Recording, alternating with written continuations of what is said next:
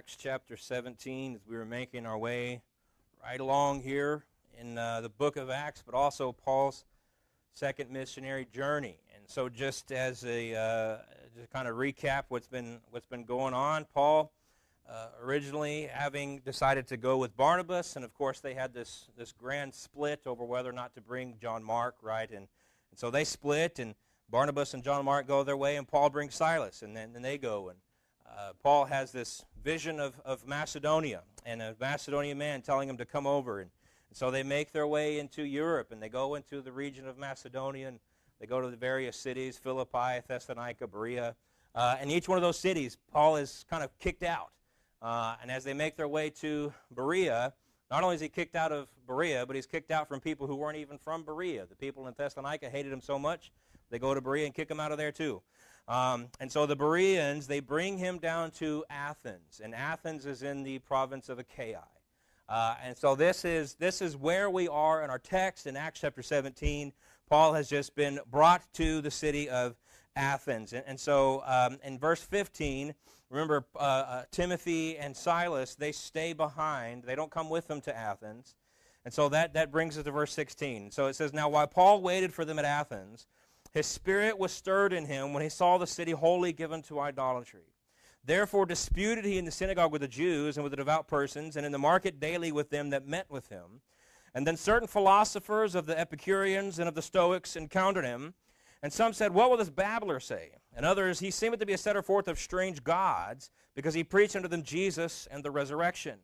And they took him, and they brought him to the Areopagus, saying, May we know what this new doctrine whereof thou speakest is.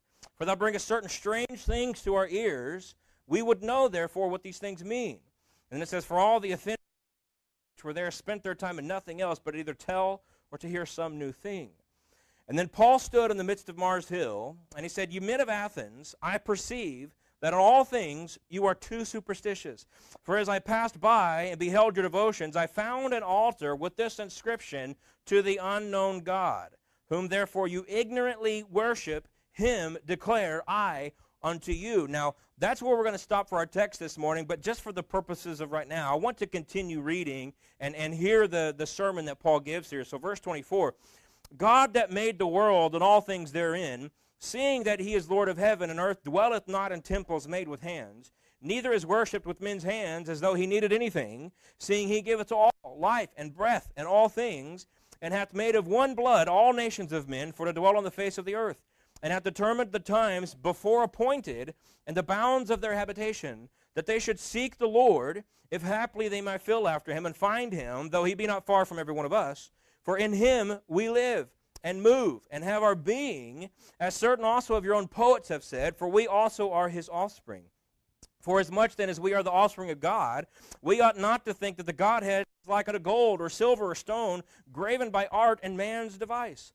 And the times of this ignorance God winked at, but now commandeth all men everywhere to repent, because he hath appointed a day in which he will judge the world in righteousness by that man whom he hath ordained, whereof he hath given assurance unto all men, and that he hath raised him from the dead.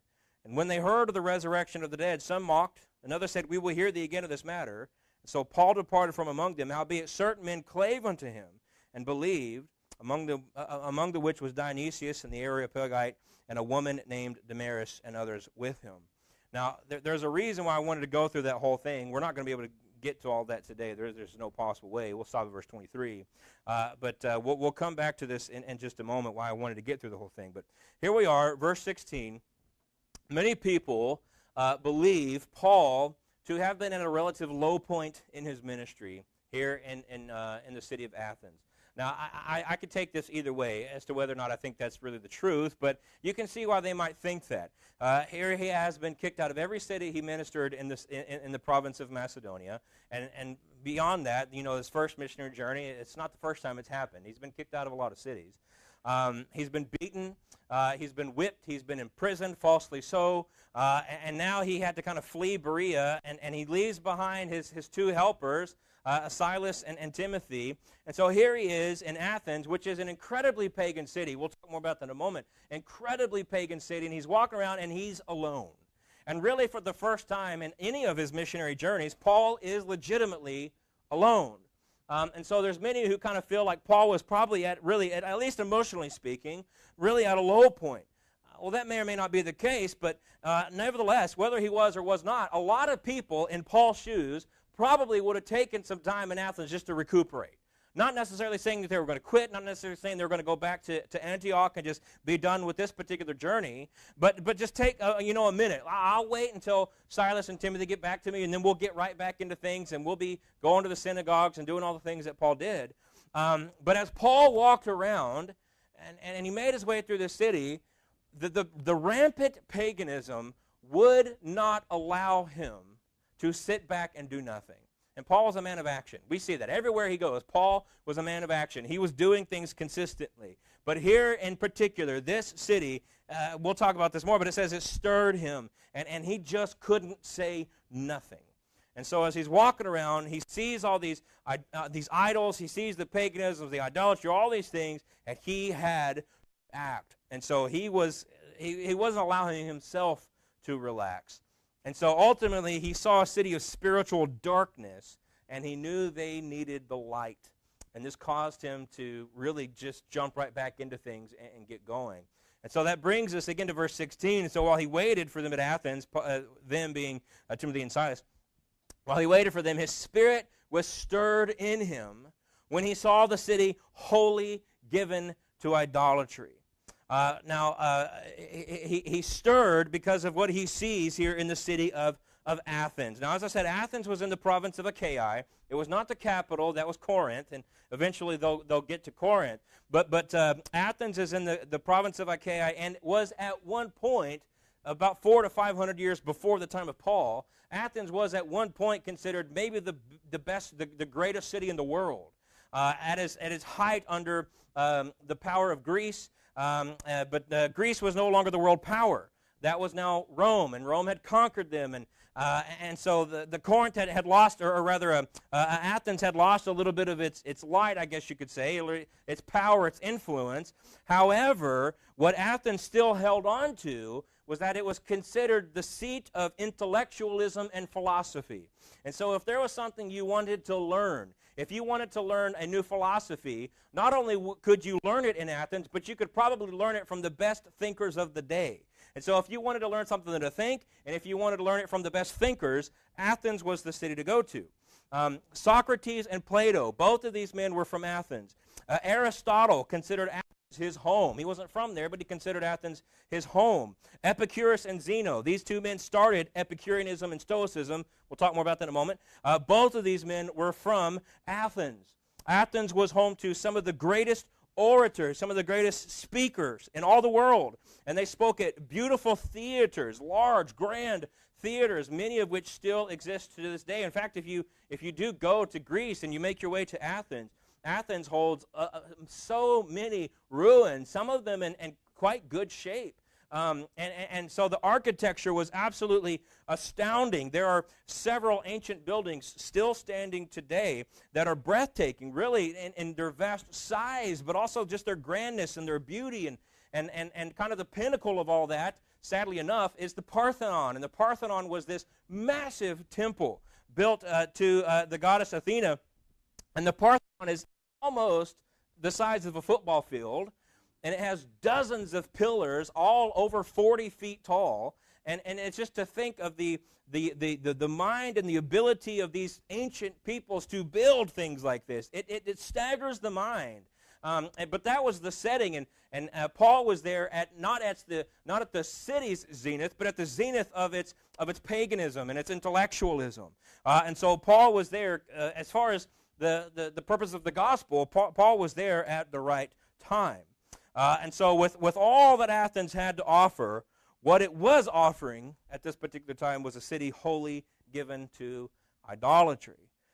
Now, some estimates say that at the time that Paul was there would have been upwards of around 30,000 gods who were being worshipped in the city of Athens. There was one ancient writer, and he quipped. He said, "It is easier to find a god in Athens than a man." That's how much they were given over to idolatry. Paul sees this, and the text says that his spirit was stirred in him. That word stirred means to be provoked or angered. This was a righteous, holy anger that rose up in Paul as he's walking through the streets of Athens and sees all of this debauchery and all of this idolatry. It was a stirring of his spirit that led him to begin disputing, and that's what we see in verse 17. Therefore disputed he in the synagogue with the Jews and with the devout persons, and in the market daily with them that met with him. And so just like many other places, Athens had a synagogue, and that's where the Jews and the God-fearing Gentiles, they would gather there. But he would also go to the marketplace. It's also called the Agora, if you've ever heard that term. That's what it is, the marketplace, the Agora. He would go down there, and he would dispute with those who had met there. It's kind of the town square, you could call it. And it's not just average Joes walking down the street. I mean, we're talking about the height of the philosophical thinkers of the day, and Paul is there disputing with them, to use the term that's used. And so he was going back and forth, talking about Christ, talking about the gospel, all the things that Paul would say everywhere he went. And it's in verse 18 where we see that certain philosophers of the Epicureans and of the Stoics encountered him. And so as he's going down to the market, and he's talking with all these people, he's met with men from these various philosophical sects. Okay, so let me just give a little bit of background here. The first one that he encountered were the Epicureans. And the Epicureans was started by the man Epicurus, who I mentioned earlier. Started by Epicurus around 300 BC. So they had been around for several hundred years by the time Paul comes around. Epicureans were what I would refer to as practical atheists. They did believe that gods existed, but believed that they were completely hands-off and had nothing to do with the affairs of men. And so whereas they believed in their existence, they were practical atheists, and that they believed that they really didn't do anything. They had no bearing on the daily going on. And so they had no care for what happened. They weren't forcing anything. They weren't making their will take place, none of that. And so for the Epicureans, things didn't happen according to the gods. Things happened according to chance. Everything was just chance. And so while the gods may have existed, for all practical purposes, they didn't. And also, they did not believe in an afterlife. And so there may be gods, but they're hands off. There's nothing that takes place after we die. And so when you put those two things together, it really leads naturally to their biggest philosophy, which is, since there's no divine governance and there's no afterlife, everything is about pleasure. Now, pleasure doesn't inherently for them carry the ideas of sensuality or debauchery, things like that. But necessarily pleasure, that which brings man the most good, would kind of be their biggest philosophy. And so if I think it's good, I'm going to pursue that with everything I have, because this is all there is. There's nothing beyond this. No God's going to stop me. There's nothing I have to work for as far as an afterlife. This life is all that I have to care about. And so pleasure then is life's main purpose, which means they were kind of a materialistic, existential, philosophical group.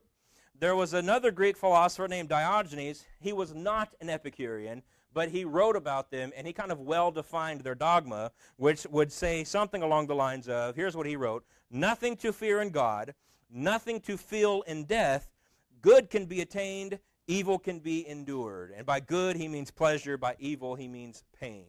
And so nothing to fear in God, nothing to feel in death, can be attained, evil can be endured. That really well sums up the Epicurean mindset. And then secondly were the Stoics. And people are probably a little bit more familiar with this.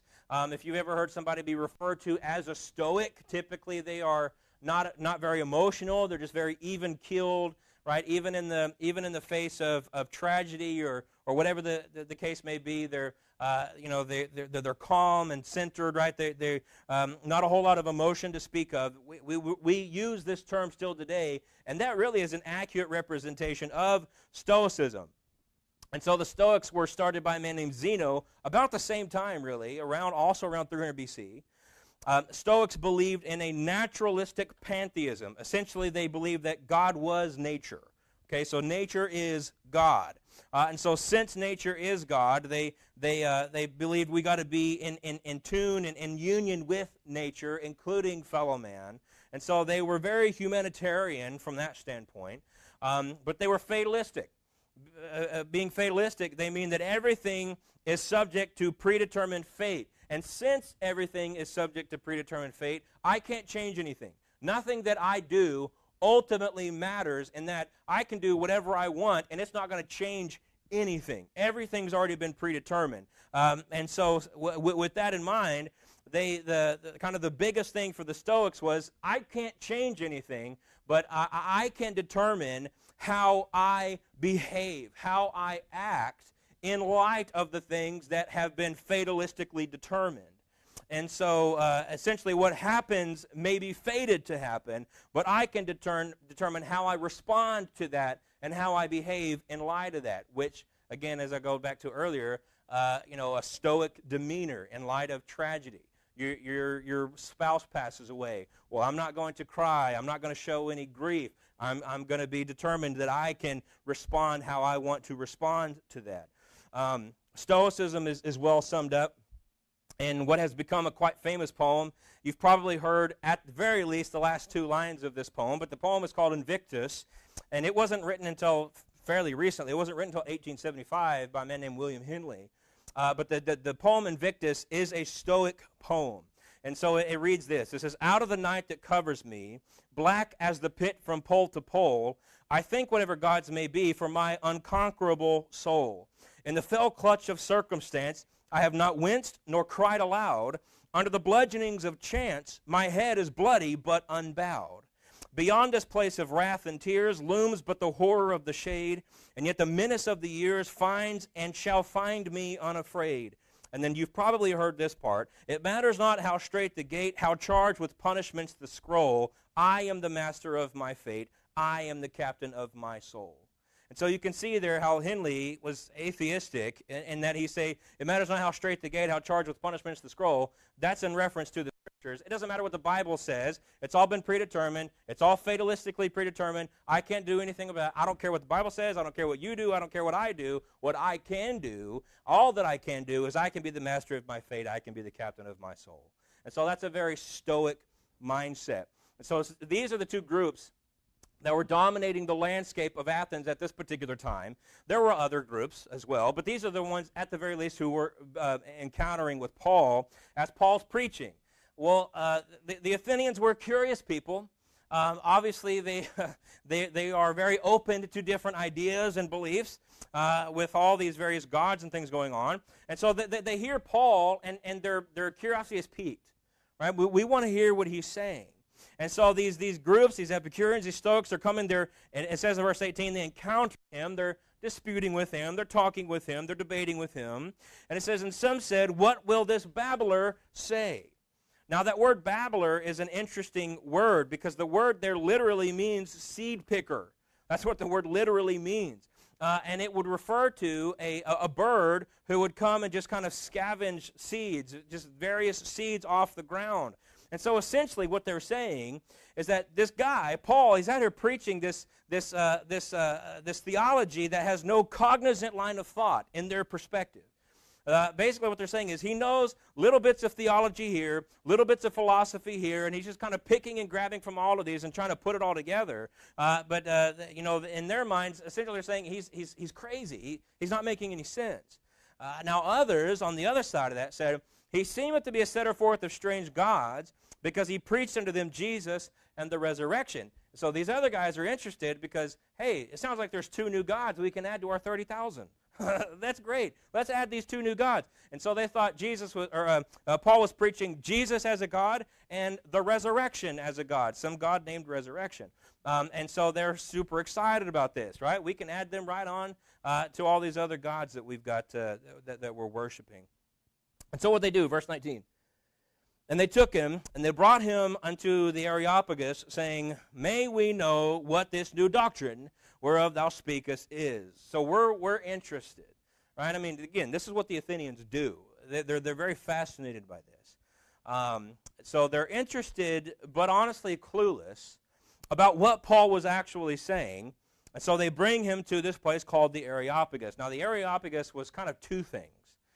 First of all, the Areopagus was this rock outcropping that's still there today. It was near the ancient Acropolis, and the Acropolis in Athens was the place where, not all, but what were many of the temples were built. It's where that Parthenon I mentioned earlier.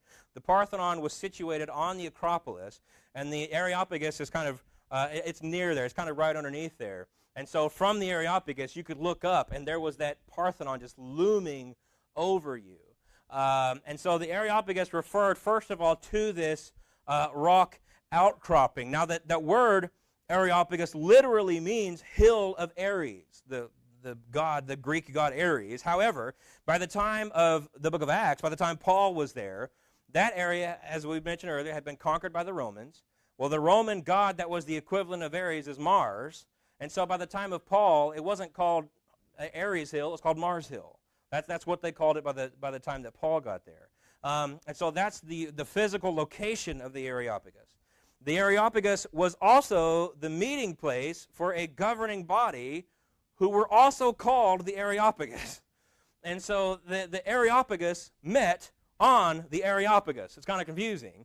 But so Paul was on the Areopagus, likely speaking to the Areopagus.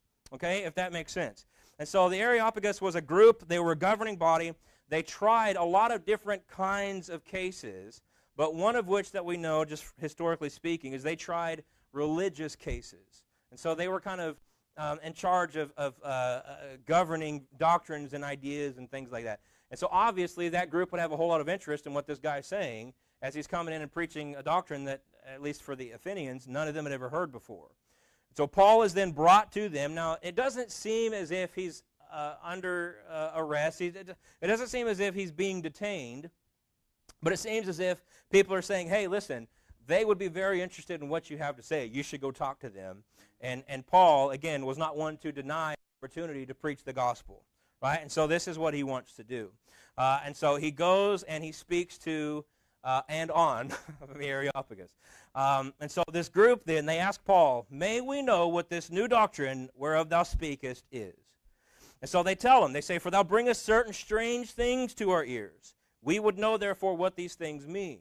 Again, remember, they're curious. They're interested. They want to know these things because that's all they do is they learn. They're intellectual. They're philosophers. They want all this kind of thing. And so now what I don't want to give anybody the deal is that they were convicted by the things that they heard Paul say.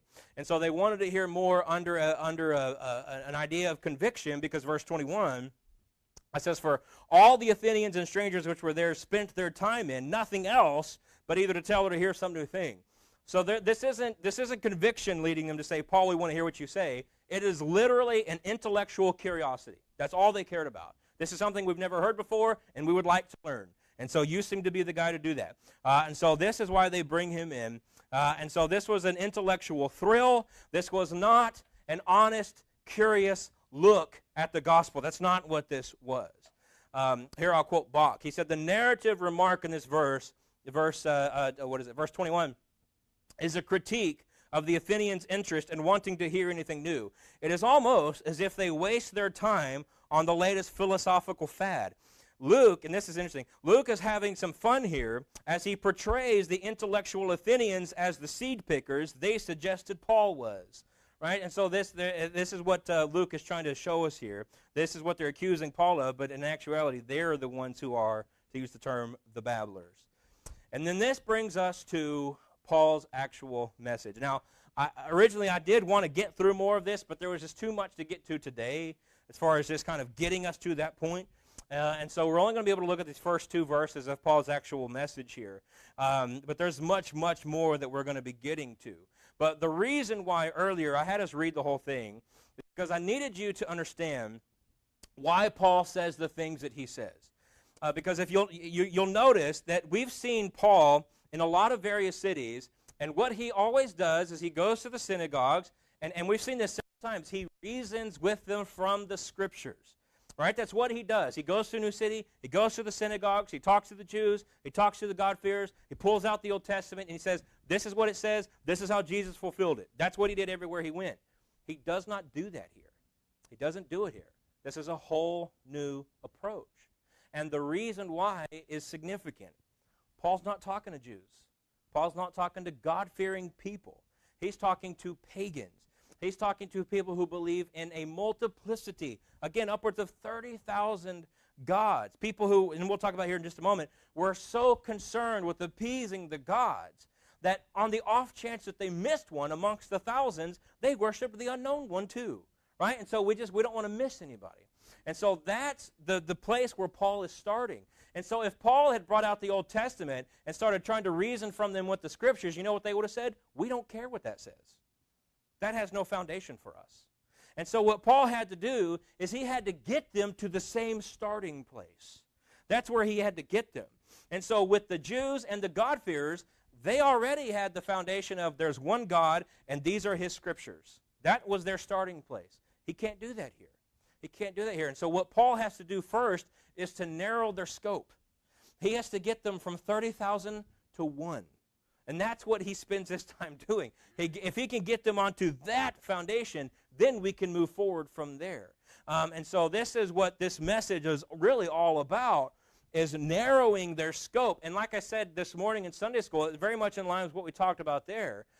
It's not that people typically disbelieve in the existence of God, it's that they have far too many.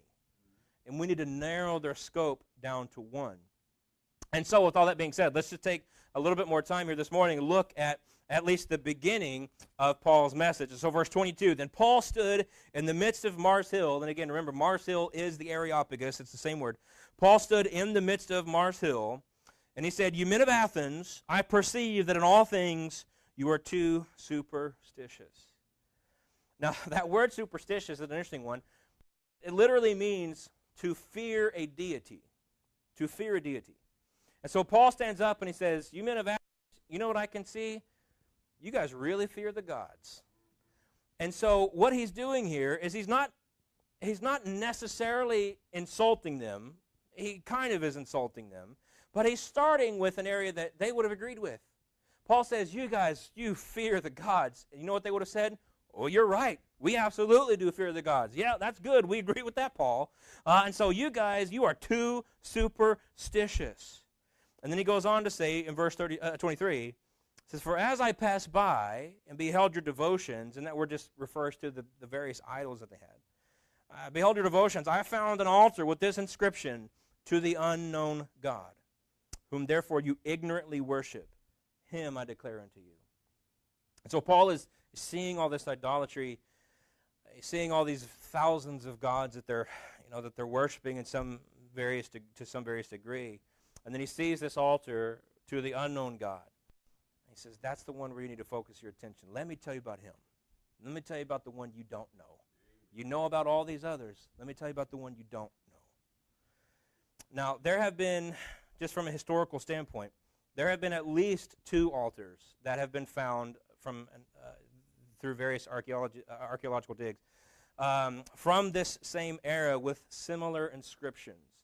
There was one found in Rome. There was another found in Pergamon, saying something along the lines of to the unknown God. So this was a known phenomenon that people would be so pagan, so involved with idolatry that they would do this. They would worship an unknown one. So they're so, like I mentioned earlier, they're so steeped in their idolatrous beliefs that these thousands weren't enough. These thousands weren't enough.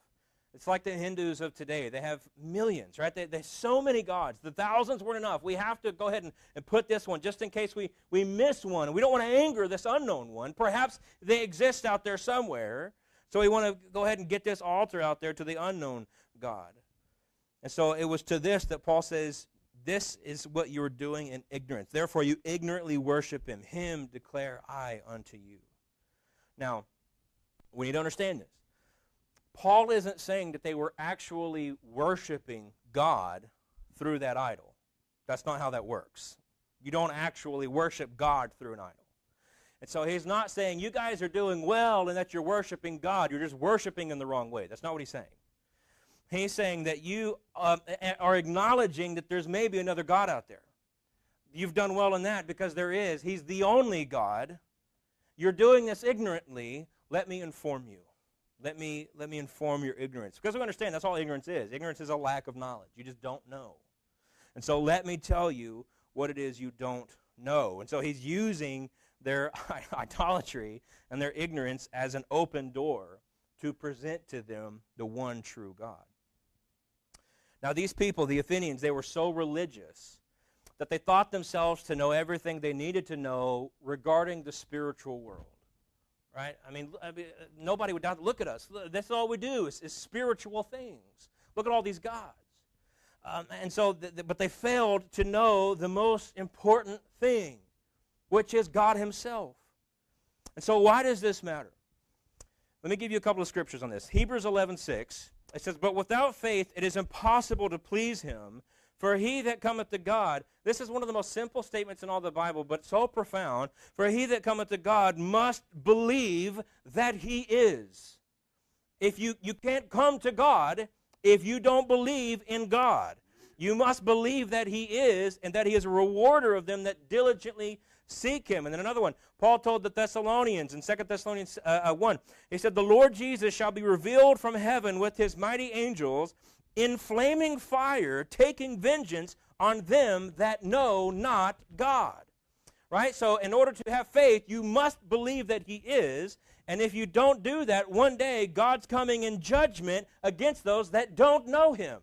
Right? This is of utter importance. We must understand this. This is so significant. Now, not only is that significant on its face, but as I said, there's a lot that we could take away from our current landscape of our society and of our culture, because look at who Paul is talking to. And this is what I really want you to get this morning. Look at who Paul is talking to. These people were religious, number one. Number two, these people had faith. They had faith. These people believed. Let me add to that. These people were earnest in their belief. Right? They every day they're coming down and they're worshiping their idols. They're going to their temples. They're doing all the things that as pagans they thought they had to do to appease the gods. They were devout. They were obedient to what they thought they needed to be obedient to, but none of it mattered because it wasn't to God. And so just having faith in any old thing is not enough. You have to have faith in the right thing. Just believing isn't enough. You have to believe the right thing. Nobody doubted these people's faith.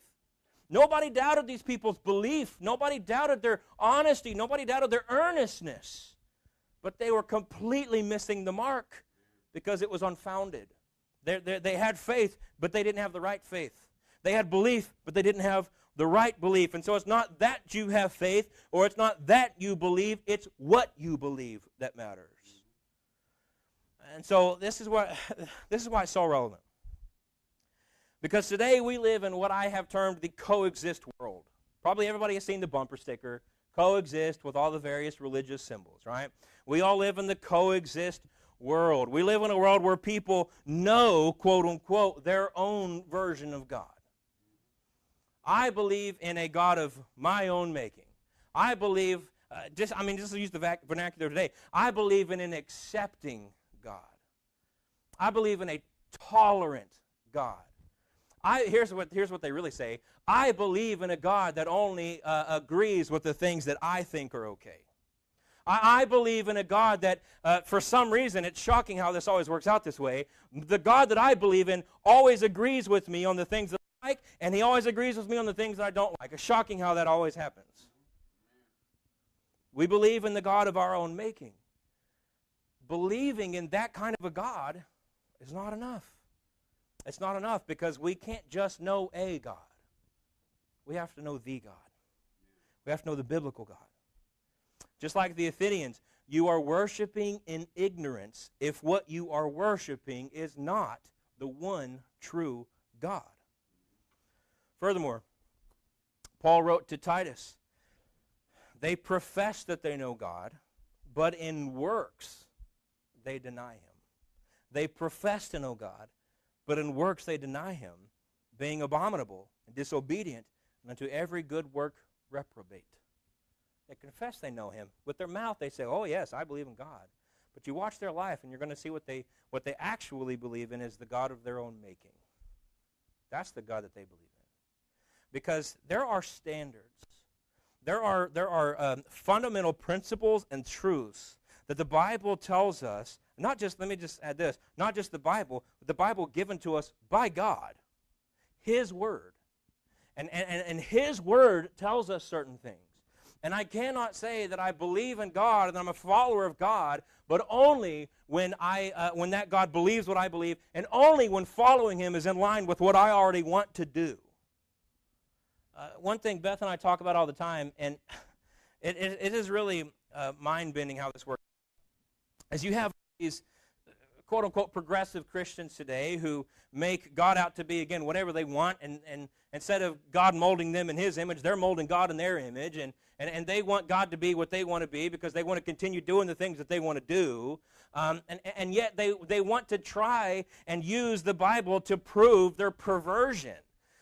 Why are they trying to claim Christianity when the very clear teachings of the Christian book denies everything that they're preaching to be true? Why are you trying to claim Christianity? Just go start something new. That's what I don't understand.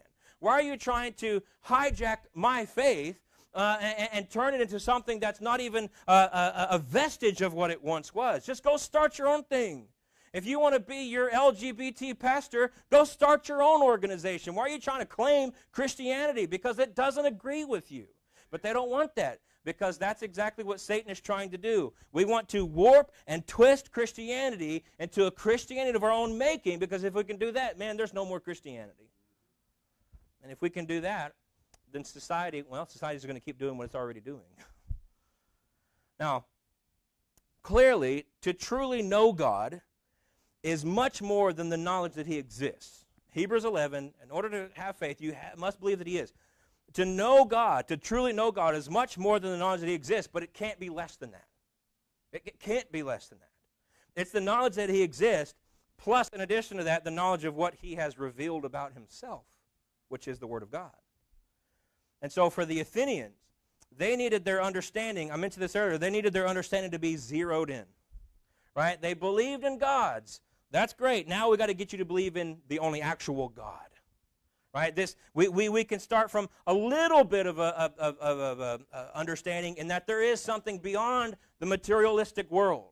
Right? There is an afterlife. There is a spiritual world. There's a spiritual realm that exists, and it is real, and it does have affect our world. But now we just need to zero you in and get you on the same footing, and that there's not all these gods. There is the God. There's not many gods. There's one God. And that's exactly what Paul's going to go on to do. And we read about, he's going to use various arguments to do that. One of the main of which is creation. And that's, I think, one of the best arguments you can use is to prove the existence of God. One of the things that I've talked about this quite a bit in the past, is that creation is one of the best evidences that God does exist, because in order to make the claim that there is not a creator, one must deny the creation. Because to simply look at and see the creation for what it is, for the intricacy with which it exists, there can be no other conclusion that there was a grand designer, that there was a creator. One of the most mind-blowing things, I quoted this not too long ago, but one of the most mind-blowing things I've ever read is Francis Crick, one of the co-discoverers of DNA. He says, when it comes to biology, you have to remind yourself that there's not a creator, because things are so intricately put together that it gives the sense that there is a creator. Biologists have to remind themselves that there's not a creator. That's how far they go to deny the reality that creation, just as Romans 1 says, that creation, just as the psalmist says over and over, creation points us to God. John Phillips, speaking of Paul, said that he was faced with a situation that could quickly develop into one of personal peril. He stood up boldly for Christ. And what would he say? He would set against their foolish superstitions a tremendous truth, against their vain philosophies, the gospel, against their hopeless despair, absolute certainty, against their dead idols, a living God, and against their horror of the tomb, a risen man. And so Paul, and again, we'll see this in the next few weeks, Paul just kind of systematically sets up kind of their biggest beliefs and just shows them one after one after one how this is God. God does this. God is the creator. God is sovereign over your world. If you believe in an afterlife, that's God's afterlife. It's his. He does what he wants with it. And so one by one, he's just going to go down and he's going to prove God one way after another. And so to finish off this morning, to conclude, like Paul, in the midst of pagan Athens, we can no longer simply assume that those around us know God at all. There's a lot of people around us, like the Athenians, who might say, oh, yes, we believe in God. But from a biblical perspective, that might mean something a whole lot different in the way that they mean it and the way that we mean it. And so whether they have fallen prey to the god of paganism, whether they have fallen prey to the god of ecumenicism, or whether they have fallen prey to the god of atheism, and I did say it that way on purpose, they don't know God. They don't know God. And it is that unknown God that we need to declare unto them. America today is much like Athens then, thinking themselves to be enlightened, actually live in the dark. But, thankfully, that is the whole reason that Jesus came to the earth. That is the purpose for the incarnation, because Jesus himself said in John 8, it says, Then spake Jesus again unto them, saying, I am the light of the world. He that followeth me shall not walk in darkness, but shall have the light of life. Light is what they need. Light is what we have. We need to declare unto them that unknown God. Let's pray.